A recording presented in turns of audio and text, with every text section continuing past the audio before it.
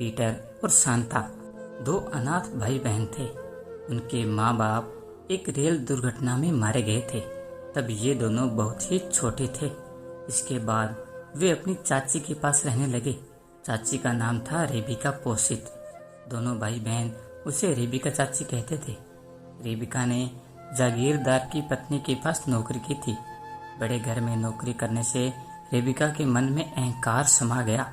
वह दूसरे लोगों को अपने से छोटा समझने लगी थी। दोनों बच्चों के साथ भी बहुत बुरा व्यवहार करती थी। पीटर और शांता अपनी चाची से काफी दुखी थे, पर ये दोनों और किसके पास जाते? कोई भी तो उनका अपना नहीं था। रेबिका का अपना कोई बच्चा नहीं था। जागीरदार की पत्नी मरते समय रेबिका के लिए कुछ धन छोड़ गई थी, इसीलिए जैसे तैसे रेबिका और बच्चों का जीवन चल रहा था। दोनों उम्र से बच्चे थे, पर दूसरे बच्चों के जैसा जीवन नहीं था उनका। जब भी वे दूसरे बच्चों को हंसते खिलखिलाते देखते तो उनका मन रो उठता। और फिर एक दिन रेबिका चाची भी चल बसी। अब तो पीटर और शांता बिल्कुल ही अकेले रह गए थे इतनी बड़ी दुनिया में।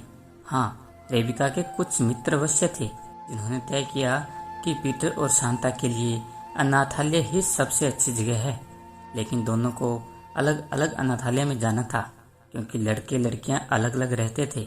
जब पीटर और शांता को यह बताया गया तो बहुत परेशान हो उठे। उन्होंने सोचा, चाहे जो भी हो, हम साथ साथ रहेंगे, कभी अलग नहीं होंगे।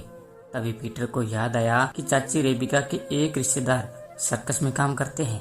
नाम था गस। पीटर को उनका कार्ड मिल गया था। हम उनके पास जाएंगे, शायद वहाँ हमें रहने की जगह मिल जाए। पर हम उनसे कभी नहीं मिले हैं। अगर उन्होंने मना कर दिया तो क्या होगा? शांता ने कहा। पीटर बोला, तो फिर हमें अलग अलग अनाथालय में रहना होगा। नहीं नहीं, मैं तुमसे अलग होकर कहीं नहीं रहूंगी। शांता की आवाज में डर झांक रहा था। फिर एक रात दोनों भाई बहन अनजान सफर पर चल दिए। वे कुछ नहीं जानते थे कि कहाँ जाना है और जिसके पास जा रहे हैं वह कैसा आदमी है। पर एक नन्ही सी आशा थी कि शायद रास्ता मिल जाए। यह गस नामक व्यक्ति उन्हें अपना ले, तब तो उन्हें अनाथालय में नहीं जाना पड़ेगा। इस तरह अंधेरी सड़कों पर नहीं भटकना पड़ेगा। रात बीतने लगी। दोनों भाई बहन चले जा रहे थे। सड़क के दोनों ओर मकानों में लोग आराम की नींद में डूबे थे, पर अभागे पीटर और शांता आश्रय की सोच में भटक रहे थे। नींद सताने लगी तो दोनों एक मकान की सीढ़ियों पर लेट गए। फिर न जाने कब नींद आ गई। एकाएक पीटर की नींद खुली तो देखा कि एक आदमी पास में खड़ा उसे झकझोर रहा था। वह उस मकान में रहता था। तक शांता की नींद भी टूट गई थी। उस आदमी को दो बच्चों को इस तरह खुले में सोते देखकर हैरानी हो रही थी। उसने पूछा तो पीटर ने सारी बात कह सुनाई। बता दिया कि उनके गस अंकल काबस सर्कस में काम करते हैं। उस आदमी ने बता दिया कि काबस सर्कस ब्रैंडलिंटन में खेल दिखा रहा है। उसने कहा, बच्चों, रात को मेरे घर में आराम करो, सुबह चले जाना। बाकी रात दोनों ने नरम बिस्तर पर आराम से बिताई। सुबह अंकल गस की खोज में चल दिए। वे पूछताछ कर बढ़ते रहे। जब पीटर और शांता ब्रैंडलिंटन में पहुंचे तो कब सर्कस अभी वहां नहीं पहुंचा था। कुछ देर बाद सर्कस की गाड़ियां एक मैदान में आकर खड़ी होने लगी। उनमें हाथी, घोड़े और सींगचेदार बड़े बड़े पिंजरों में शेर भी थे। वे वहां खड़े खड़े देखते और रोमांचित होते रहे।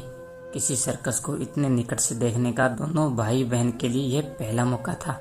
उन्होंने गस के बारे में पूछा तो एक आदमी दोनों को अपने साथ ले गया।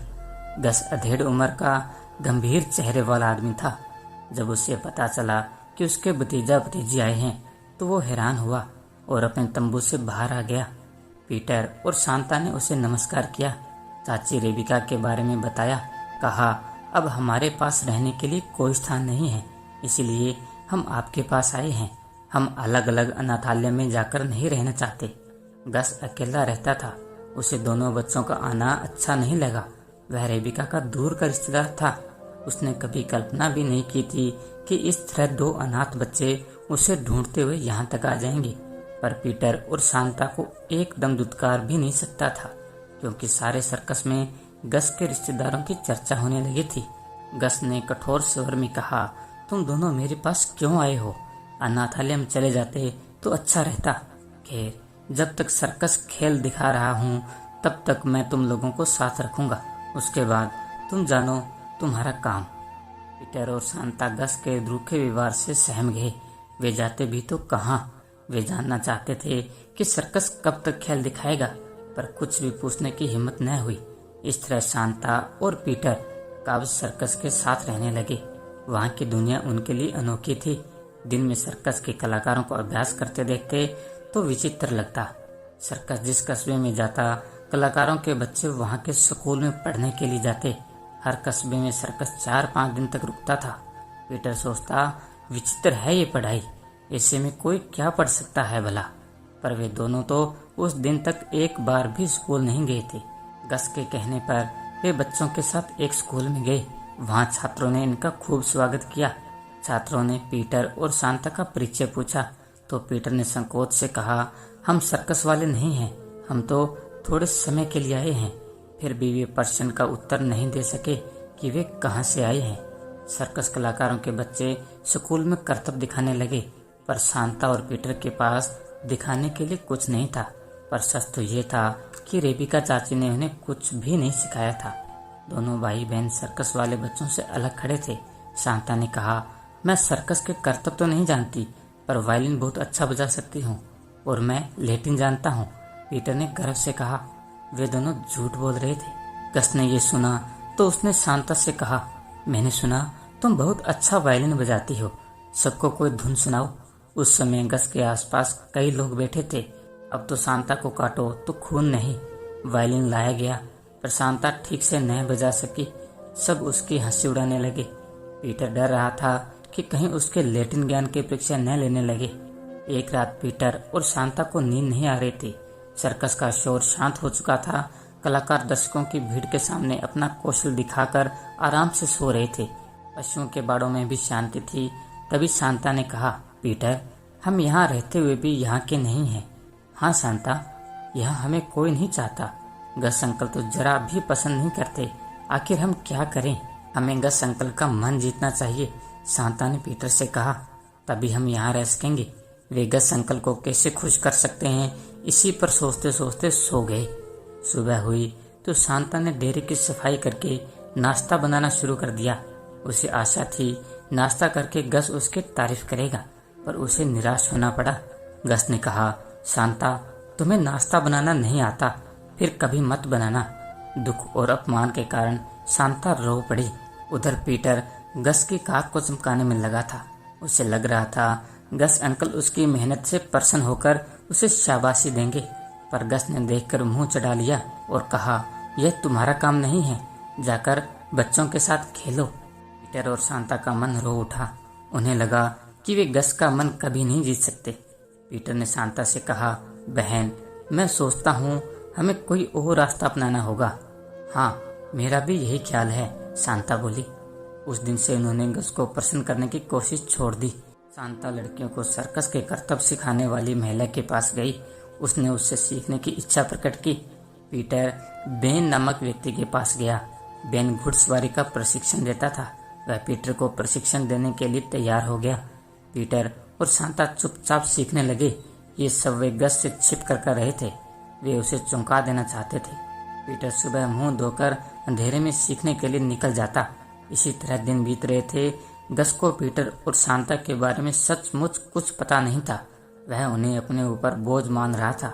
चाहता था कि सर्कस का सीजन खत्म हो तो वह दोनों से छुटकारा पा ले। एक सुबह सर्कस में हड़कंप मच गया। सब इधर उधर भाग दौड़ कर रहे थे। पीटर भी बाहर आकर देखने लगा। सब हाथियों के बाड़े की तरफ दौड़े जा रहे थे। पता चला रानी नामक हाथी गुस्से में है। उसने महावत को उठाकर फेंक दिया था और न जाने क्या क्या कर दिया। पीटर जाकर बाड़े के बाहर खड़ा हो गया। रानी बार बार सूंड उठाते और इधर से उधर हिलाती। सब कह रहे थे दूर रहो, पर पीटर न जाने कब रानी के पास जा पहुंचा। वह हथेली से रानी की सूंड थपथपाने लगा। वहाँ खड़े लोगों में सन्नाटा छा गया। सब सांस रोके देख रहे थे। वे पीटर के लिए चिंतित थे। सोच रहे थे कि रानी अब उसे पैरों से कुचल देगी, पर ऐसा कुछ न हुआ। पीटर द्वारा इस तरह सूंड थपथपाने से रानी की उत्तेजना शांत होती गई। पीटर की जेब में गाजरें थी। उसने गाजरें दी तो रानी खाने लगी। कुछ देर में वह सामान्य हो गई। पीटर बहुत देर तक रानी के पास खड़ा दुलारता रहा। पूरे सर्कस में पीटर के साहस की चर्चा थी। लोग कह रहे थे अगर पीटर न होता तो रानी न जाने क्या कर डालती। पीटर सोच रहा था क्या गस अंकल ने भी यह बात सुनी होगी। वह सर्कस का आखिरी दिन था। गस ने पीटर और शांता से कहा, अब मैं तुमसे विदा लूंगा। मैंने तुम दोनों के लिए एक स्कूल में व्यवस्था कर दी है। तुम्हारी रेबिका चाची के मित्र तुम्हारी देखभाल करेंगे। रेबिका चाची के मित्रों के पास जाने की बात सुन दोनों परेशान हो उठे। उन्हीं के पास से भागकर तो पीटर और शांता यहाँ आए थे। अब वे सर्कस की जिंदगी स्वीकार कर चुके थे तो उन्हें फिर से निकालने की तैयारी हो रही थी। उसी रात सर्कस के तंबू में आग लग गई। घोड़े उसमें फंस गए। पीटर ने देखा तो फिर दौड़ता हुआ तंबू में घुस गया। घोड़ों के बंधन खोलकर बाहर ले आया। इस काम में उसे चोट भी आई पर उसने परवाह नहीं की। उसे खुशी थी कि उसने घोड़ों को जलने से बचा लिया। अगली सुबह जब विदा हो रहे थे, सर्कस का सामान गाड़ी में लादा जा रहा था। पीटर और शांता एक तरफ खड़े थे। वे किसी के नहीं थे, कोई नहीं था उनका। तभी सर्कस के मालिक ने गस से कहा, मैंने सुना है तुम दोनों बच्चों को दूर के स्कूल में भेज रहे हो। ये तो ठीक नहीं है। अब ये हमारे हैं, ये कहीं नहीं जाएंगे, हमारे साथ रहेंगे।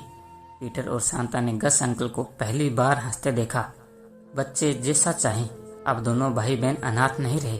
उन्हें अपना सर्कस का परिवार मिल गया था। वे मुस्कुरा रहे थे और बहुत खुश थे। दोस्तों, यही थी हमारी आज की कहानी। ऐसी ही और कहानी सुनने के लिए हमारे चैनल को सब्सक्राइब कर लीजिए और बेल आइकन को भी ऑन कर लीजिएगा ताकि आने वाली कहानी का नोटिफिकेशन सबसे पहले आपको मिले। तो अब मिलते हैं अगली कहानी में। तब तक के लिए धन्यवाद।